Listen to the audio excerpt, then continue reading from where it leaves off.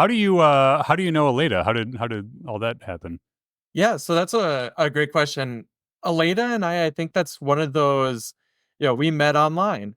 She's based in Spain. I'm in Minnesota here in the US. And it was just consistently two individuals being in the same kind of neighborhoods, the communities. So a lot of it had to do with like Twitter, and then eventually in Slack. And, a lot of opportunities just came around to, where we kind of saw each other's names, and then we eventually met at a conference. And ever since then we've been just really hanging out together when we can and staying in touch. And it wasn't until the most recent MinSearch conference where she came to my hometown conference, where she and we grabbed breakfast together, and we were just talking about consulting and what was great, what's kind of a struggle. And it was so natural, and a lot of our priorities aligned so much that I think we were just kind of drawn to each other to continue partnering. And then it turned into, how can we do a project together, which is leading to a book we're writing, which is called The Fruitful Consultant. You said Min Search, was that it? Like Minnesota Search Conference, or I've Yeah, never heard of that so before. it's MN Search Summit. So it's an annual conference that we put on here in the Minneapolis St. Paul location.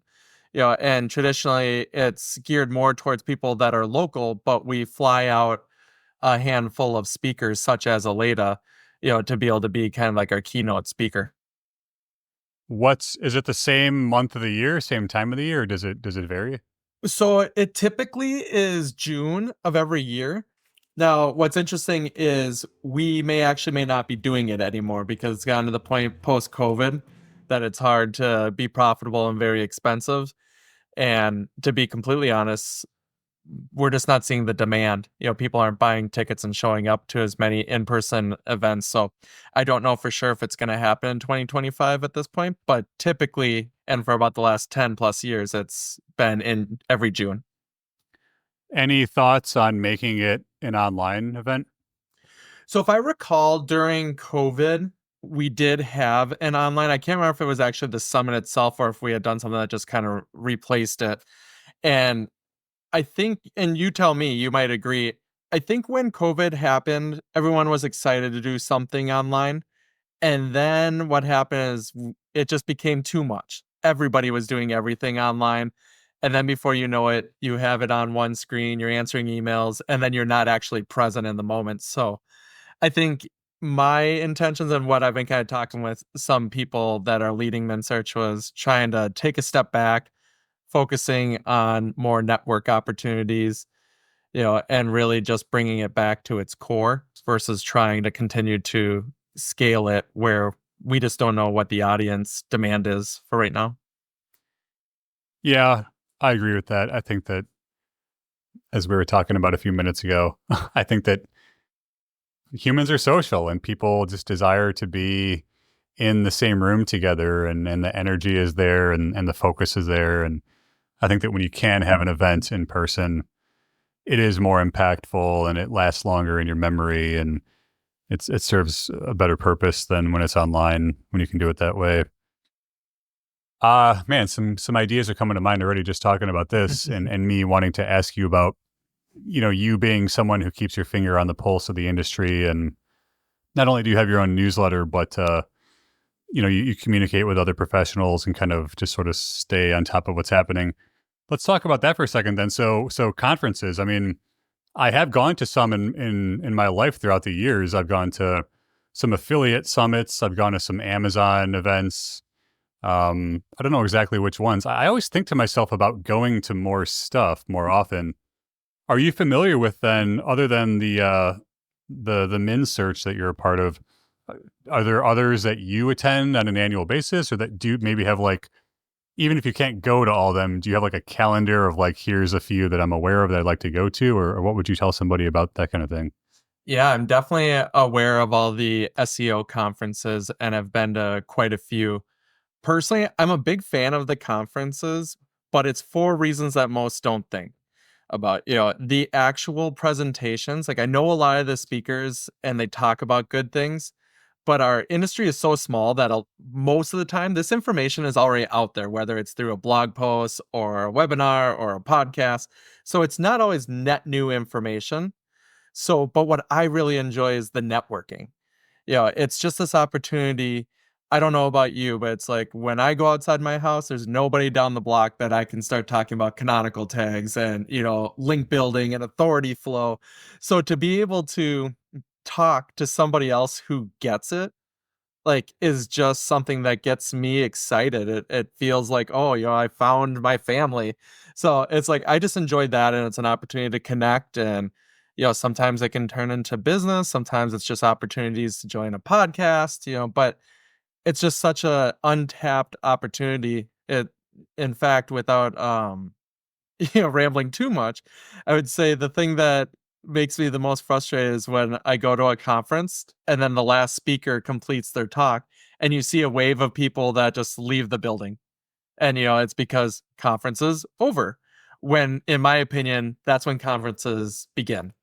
Is when it's officially over and now there's an unofficial or official networking opportunity, Mm. grabbing dinner, et cetera, et cetera. Yeah, it's the happy hours afterwards. That's what it's all about, actually. Absolutely. And there's so many people that are willing to talk, face to face about something they've tried or some results they've seen, because it's not on the internet where everything exists forever. It's just kind of, hey, anecdotally, if I were hypothetically to buy some links and do it this way, it may or may not have worked exceptionally. It's just like those are the fun things to do. And when it comes to all the conferences, it's not any one in particular. Like that is all of them. I've been to PubCon, I've been to MozCon, I went to Brian SEO last year. I've been to the SMX when they used to be in person. All of them have good opportunities. I think the biggest thing that's just hard is, especially if you work by yourself or a company that doesn't have budget for education, is it's expensive to buy the ticket, fly out somewhere, spend a couple days in a hotel, buy all your food. It adds up. Yeah, I remember the excitement of when I was young and I was first getting into anything marketing related, mostly affiliate marketing and web design and some stuff like that. And I discovered some meetup.com events in Chicago. And they were like small business marketing, SMB stuff, affiliate marketing. But just to be in a room, even if it was like the back room of a restaurant or a bar or something with like 10, 20, 30 other people who at least, like you said, could talk the talk and were on the same page with like the excitement about what was happening. I was just like, I was like, oh my gosh, other people actually know what this is. And it's not just me on some forums by myself in my room. And yeah, that instant connection is a really cool thing. And what's interesting is I don't know about you, but for me, I always leave motivated to want to try something different or like double down on what I'm already doing. It's like I go to these networking events and it's like, okay, I know I want to do this or that for SEO jobs, but either I'm not motivated or it's just on a list of 100 things to do. But it's like I find myself, I come home, like maybe grab grab a glass of water and sober up a bit, and it's like then I want to, jump online and start crushing it. You've got what is your newsletter called? So the SEO for lunch. The SEO for lunch. What's, if any, I assume maybe Aleda is one of them. Who do you follow? Like, when you're thinking about composing that newsletter and kind of giving like the bullet points on what's happening, who have you, or like what entities over the year have you taken a liking to for following and thinking that they, are worth your time? And Yeah, that's another really good question. So, fun fact, I started the SEO for lunch about 8 years ago when there really weren't a lot of newsletters. In fact, one reason that I had started to really take mine seriously is there's an individual named Ray Hoffman that was, very prominent in the SEO industry, and she used to have a weekly newsletter that went out, on Saturdays, and it used to just cut through all the bullshit. It was just kind of like, this is what matters. Here's what you need to know. Okay, bye. And then I remember when she had kind of exited the SEO space, so did that newsletter. And I just really thought it was a big miss. Like there's such an opportunity there. So I ended up taking notes that I was sending to my clients already. Hey, here's an update that's happening, or, here's a tactic we should be trying. And I started putting it in a weekly email and just telling them to subscribe to it. And then over the years, it's kind of built, organically. I've never really done a really good job of promoting it, which is probably why it's not as big as it could be. But, it's organic growth. And I'd say the people that read it, are pretty, diligent about it. But to answer your question about kind of who influences me and what am I enjoying today on that front, there's quite a few SEO newsletters. Aleda is one of them. She obviously has her SEO FOMO, and that's a great newsletter as well. Mark Williams Cooks came out with one just recently. He has a pretty good following on LinkedIn and Twitter, and is able to push that into the newsletter. Steve Toth has SEO Notebook. I love that one. That one's just kind of a bite-sized tip every week. And I'm sure I'm forgetting other ones, but I have quite a bit of newsletters that I sign up. It's one of my preferred methods for learning. Cool. I appreciate that. A lot of fodder right there for the show notes. So I'll get the links for the resources for everybody and all that. Yeah, I signed up for the Steve Top. Is that his name? Steve Toth. I just signed up for that one myself a couple of weeks ago. Did he write what was that book that you had me read? Not the product-led SEO. That's Eli. No. Oh, okay. That's somebody else. Yeah. I Yeah, was gonna Eli say. Schwartz has a newsletter as well. And so does Kevin Indig. Those are two additional newsletters, and they're both buddies of mine and super smart. I always appreciate reading their information too. When you say organic growth for your newsletter, what are we talking? Are we talking you're writing some blog posts and then they're getting indexed and people are finding you in search? Or is it just from networking and sending your link to other people and making these connections? Let's say somebody wanted to start anything, kind of like what I'm doing, a podcast, a newsletter, whatever. Mm-hmm. What would you say, like what brings in the traffic for you if you've ever looked at your analytics? Is it organic? Is it referrals? How can I or anybody start to see some growth in a brand new kind of like content project? So what I've done is different than what I would tell you to do, because when I say organic, it's very much, here's a link, or, in person, I write a newsletter, you should check it out. And it's like, you can kind of force them to grab their phone and sign up for it. But I think there's a lot more outbound that you can do. I have had success. I do post, little snippets of what I'm going to cover in the next issue on LinkedIn, and Twitter, so any opportunity that you have to be able to push it out there, definitely take advantage of it. I think if you're going to be on podcasts or webinars or speaking of any sorts, being able to mention that. I know that's part of what has helped Aleda so much, is she obviously speaks at events around the world.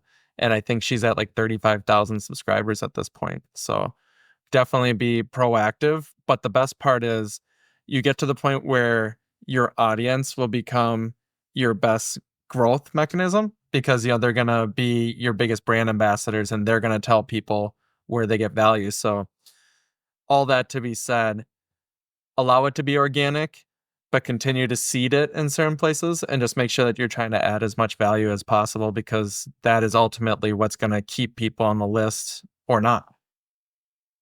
Do you ever run like a short little campaign on, Google Display Network or Facebook or some kind of, are you dropping some cash on ads once in a while to just get like a few thousand views, or what are your thoughts on that? Yep. So I have done it many times. And the cruel reality is I have just come to the realization that I am horrible at all things pay-per-click. So I'm going to assume that it is my inability to set it up and target it correctly versus I'm not providing enough value. But I have sunk many hundreds of dollars many times in various ad platforms to, I don't know, if I've gotten 5 new subscribers that way, I'd probably be lucky. But just to be clear, I'm not saying don't do it. I'm just saying maybe put a little bit more effort into it than I did. I just got blindly go, here's $100. Let's target SEOs. Go. How do you find that your newsletter, your blog posts, your presence, the organic presence that you have, how do you suppose that translates into clients, like business owners that need help with their SEO that want to hire you or somebody else? There's a difference in my mind between, like me, like some other marketer, some other person looking for a good article, some information, just trying to stay on top of the industry, learn something new, and that business owner who's in the mindset of like, I got to hire somebody either in-house or a contractor or something like that. Do you think that they're finding you in the same places, or are you specifically changing your language and your targeting to like maybe you go on LinkedIn and you're trying to just get after the owners or the decision makers, and like, is that like a separate like branch of the tree than just like the average listener? Or do you think that they all kind of just collect into the same pot and some of them just reach out to you and want to work with you Yeah. and some are just listeners? I think it is definitely the latter of kind of it's all in one pot.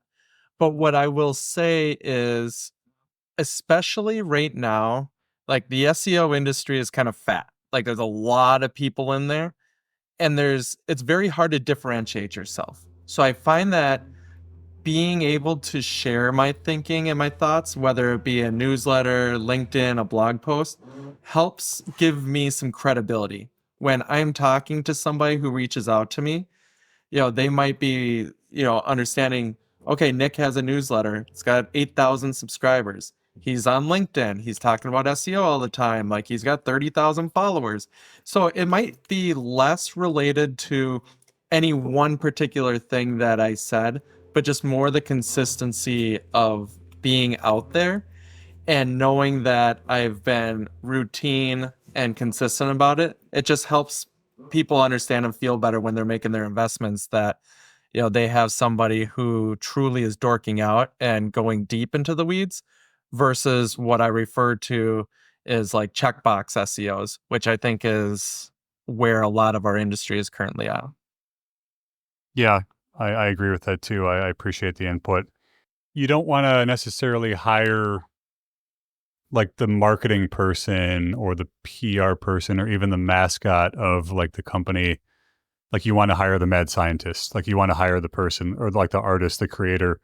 If you see in someone's personality that they don't just do the work for you and they can do the work well and like deliver the deliverables and everything, but they spend their free time tweaking and playing and looking into it as well because they like the general subject.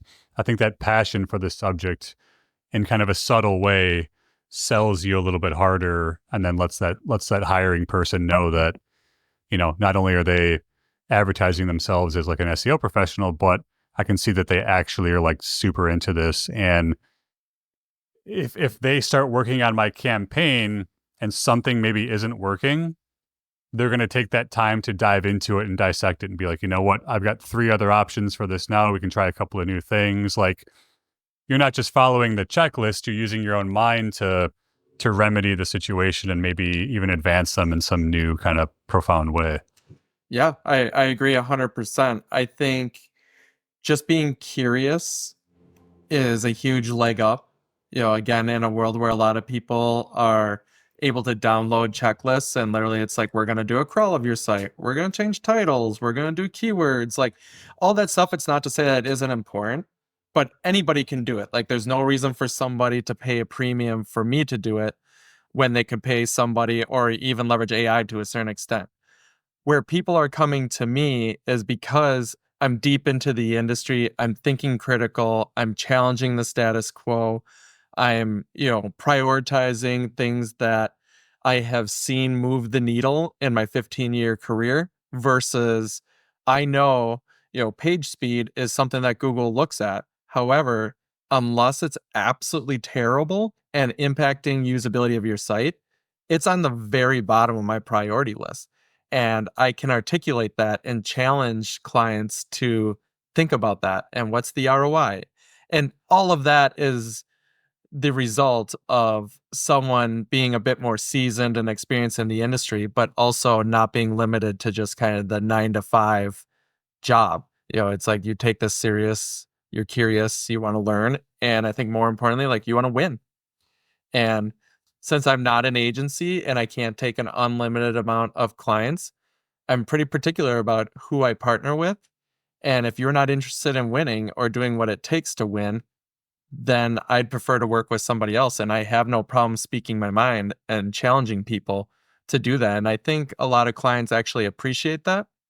And that is the reason why they'll hire me. And that's one of my differentiators versus somebody else that will just tell them yes for the sake of doing SEO, if you will. Can you think of a time recently, or maybe in your entire past 5 to 10 years of your work, when something that you thought should have worked was being stubborn? Like an SEO camp, like you checked off all the check boxes, the on page was good, the audit was fine, the page load speed was good. Have you had a single instance of this, or maybe you run into it once in a while where you're just like, man, I'm stumped by this campaign. It's not taking, the traffic's not growing, we're not getting the ranks. Do you ever see difficulties like that? And do you have a process to like troubleshooting them and kind of creatively looking at it from a different angle and kind of, getting around it? I think that's kind of the current state of SEO right now. I would argue a lot of the quick wins and the spikes, I saw a lot more of that 5 or 10 years ago, because it used to be come in, do a technical audit, literally unblock sections of your site so that Google could see them for the first time. And you could see a corresponding like hockey stick, as a lot of people would say. But now I always tell my clients, and I kind of joke, but I mean it. It's like, if it's not exceptionally hard, cost a lot of money, or take a lot of time, you're probably not going to get the end result that you're looking for. So every day I'm working with clients because I feel like everything we're doing just isn't moving the needle as much as we want. But the reality is it's the incremental gains compounding over time that they don't give you the sexy hockey stick. But when you zoom out and now you're looking at 36 months worth of organic data, you have this nice little graph that's going up and to the right. You're right. I think that most SEO professionals like to see the subtle upsloping curve to the right is a lot more satisfying than the hockey stick. You can have a hockey stick.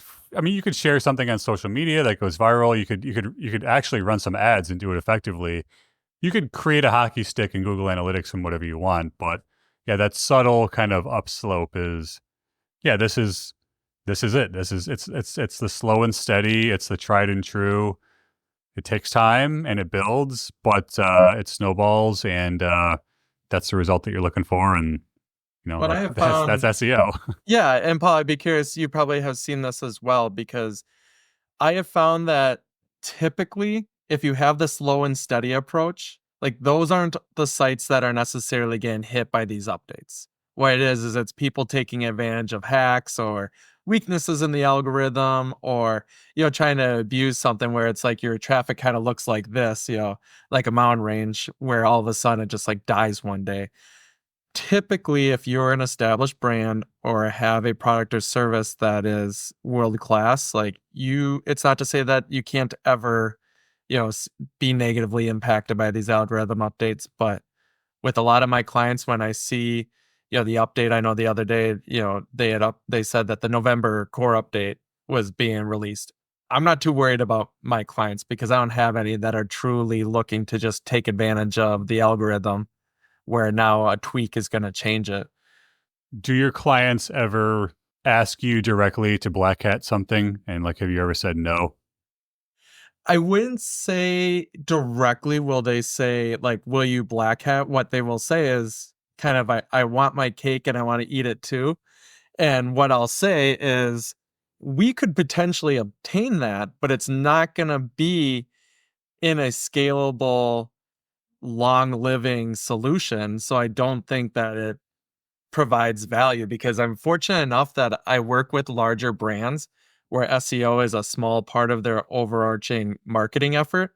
So if we were to ever do something so bad or aggressive that would get them, kicked out of Google, and not indexed, it would have much bigger repercussions to their company versus an affiliate site or a small mom and pop that could potentially, see a ton of value from taking any means necessary to rank today.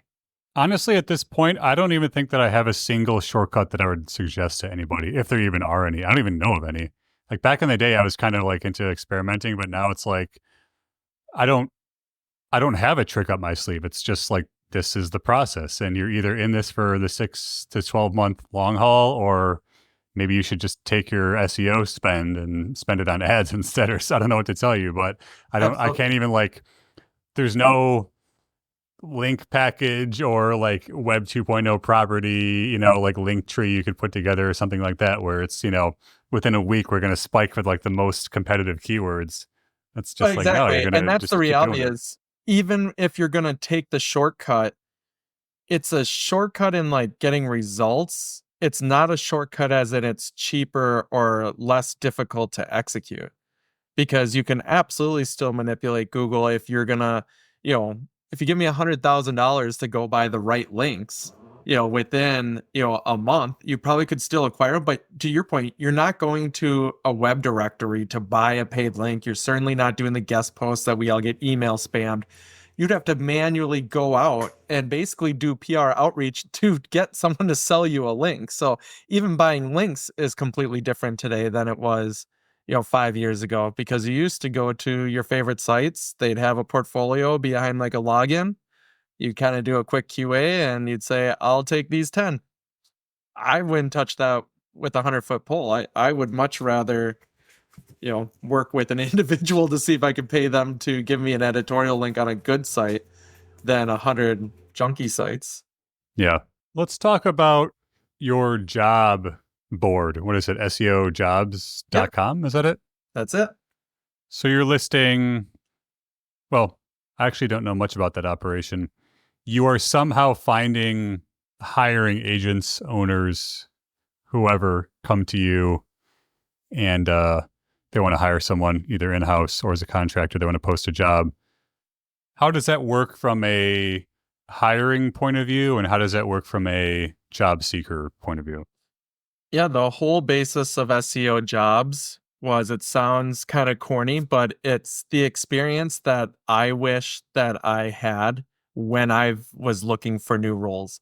I've been in the unfortunate situation where I've been made redundant or let go from a role, and then you run to LinkedIn, or Indeed, you type in SEO, and the first thing we see is like a JavaScript developer, where you click into it and 3/4 the way down, it's got a bullet point that says like, if you know SEO, that's a bonus. That's just a waste of time. Like, it's just a horrible experience. So what I wanted to do was set up a site that was built for our industry by people that actually understand it. The Indeeds and LinkedIn's are trying to rank and provide value to everybody who needs a job. I'm trying to provide the best experience for our small industry, so that when you go to SEOjobs.com, every job that you're going to see, the only reason that it wouldn't be relevant to you is either your experience doesn't match it or potentially the geography attached to it. It's not going to be an instance where all of a sudden it's a paid search job on an SEO board or social media or a developer role. They're all relevant. With That's that nice. said, so I think that's the big reason why people like the site is it's not 10,000 jobs. I normally circulate about 200 any given month. Lately listings have been picking up, which is great. But again, it's quality over quantity. And then to your point, the users like that because again, all of it is quality. And then what I am doing is it's a combination of user or company submitted rules. So every company can have a free listing just to try the platform out. Every 6 months, they get one. Or you can pay for a more premium job listing that gives you additional exposure. So any jobs that come directly to me, for the most part, get published, assuming they meet those quality guidelines that I kind of mentioned before. And then if things are a little bit slower, I think the key to a site like this to be successful is you need to consistently provide value. So what I will do is I will manually push some jobs that I've seen across the industry live on the site. So they're not necessarily paid, but they're good opportunities for individuals in our industry. United States, global, where are these jobs coming from? I would say right now it's most heavy in the US. I do have Canada and UK as well. And then I do have a worldwide section, but I find that the jobs are very far and few that actually are submitted and that I find. But I absolutely do have opportunities for people that are located outside of basically the North America. What about as the job seeker? What's that experience like? Is it when I think about the last couple of times I use a job board or a LinkedIn or something like that, I think that people who are looking for jobs they're very concerned that they're a needle in a haystack and there's just like hundreds or thousands of other applicants. And oh my gosh, am I even going to get a job? Are they even going to like take the time to give me a call back and interview me and notice me? But it's nice to hear what you're saying, that it is a specific board for a specific type of job and only that. So the social media marketers and the coders and the PPC people, they're not even going here, just the SEO professionals. So from like a job seeker point of view, what is that experience like? We signed up for your newsletter, we go to your website, we see the listings. Are we hitting, submitting our resume and hitting the upload button? Are we contacting someone by phone? I mean, does it So have there's more a of a personal feel to it? So I would say that's still one of the areas that I would like to provide a better solution for. But unfortunately, we're kind of at the will of the third party, the hiring companies. So there are a couple different options when you post a job. There are some where you can submit your resume and your cover letter and relevant information directly through a form fill in SEO jobs, and then it gets emailed directly to the hiring manager. Like that's just the feature that I'm able to provide. Alternatively, there is an option where when you hit the apply button on the site, it'll just take you to the third party listing, whether it's ZipRecruiter or, an HR, Bamboo or anything like that. So those ones, obviously at that point, once the user leaves my site and goes to the third party site, I kind of lose visibility. I will say though, like there's the needle in the haystack. I think that's a big problem in not necessarily our industry, but just hiring in general, because a lot of people are just spray and pray. They submit their applications to hundreds of thousands of job listings, hoping that they get any sort of response.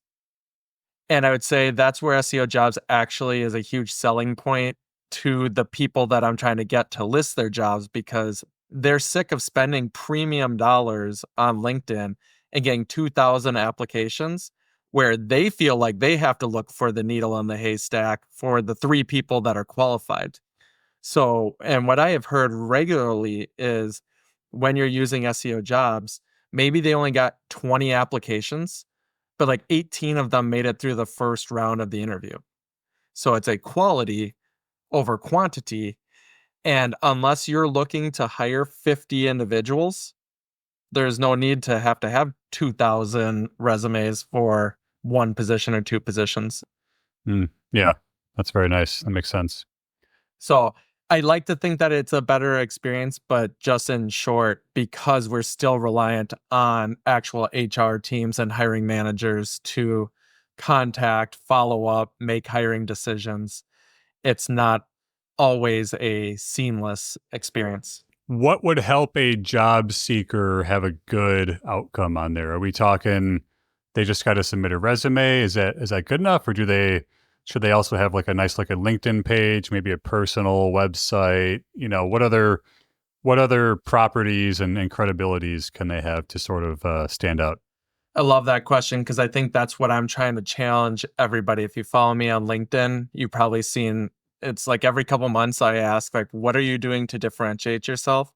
If you got fired tomorrow, what would make your resume different from the other 2,000 people that apply to the same job?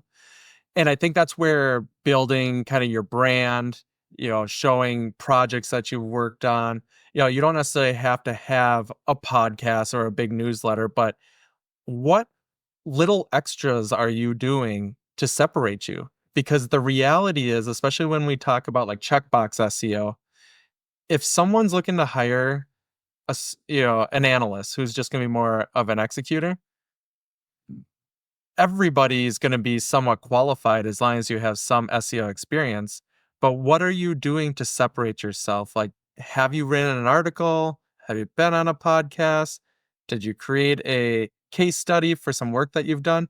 These are the type of things that I think can help separate you when people are just looking at your resume versus somebody else.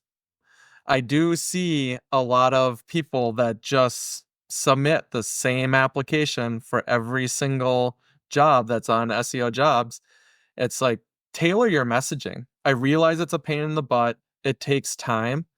But again, I realize the market is hard and you need to get your voice out there. But just sitting there saying, like, I'm interested, or copy pasting, the same paragraph for 20 different jobs, it's not going to work. Like, you need to do something. Record a video, show a link, like, do something to separate you from the pack.